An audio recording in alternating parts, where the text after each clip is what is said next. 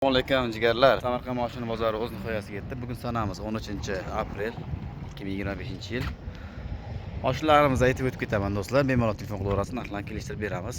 2018-yil Gentra'miz bor. Bunda narxi keladigan bo'lsa, narx 9,5 ming. Kraskalar toza. Bemalol telefon qilaverasiz, qolgan ma'lumotlarni aytib, video emasdan cho'zilib ketishi mumkin. Malibu 2018 yurgan 90 ming. Narxi keladigan narx 17 ming. Elantra'miz bor.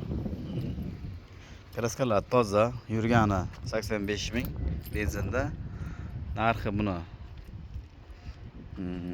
16 ming deymiz do'stlar. Nexia 3 2020 36 ming probeg, kraskalar toza. Bu narxi keladigan 9 ming. 2023 Gentra'miz bor. 24 ming yurgan, kraskalar toza, radniy holatda turibdi, mana masala. Bu narxi keladigan bo'lsak, narxi 11.200. 2018 Gentra'miz bor. Kraskalar toza, bitta mana bu karnizada kraska bor. Bu narxi keladigan bo'lsa, narxi buniki 8.900 do'stlar.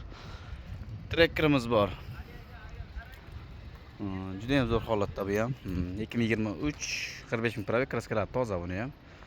Narxi keladigan bo'lsa 14.300 do'stlar. Elantra'miz bor. 2022 kraskalar top-toza, 36 ming probeg. Mashina zo'r holatda, yangi holatda turibdi. Buning narxi 17,5 ming buniki. Honda Crayda bezlik variant 2023 7 ming probeg.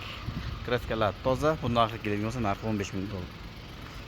Bemalol do'stlar, pastdan bilan aloqa chiqarsa, narxlarni, qolgan ma'lumotlarni bemalol aytib o'tiraman, chunki video cho'zilib ketishi uchun. Tez oldi videolar, mashinalar ko'pligi uchun. Sog' bo'linglar, salomat bo'linglar.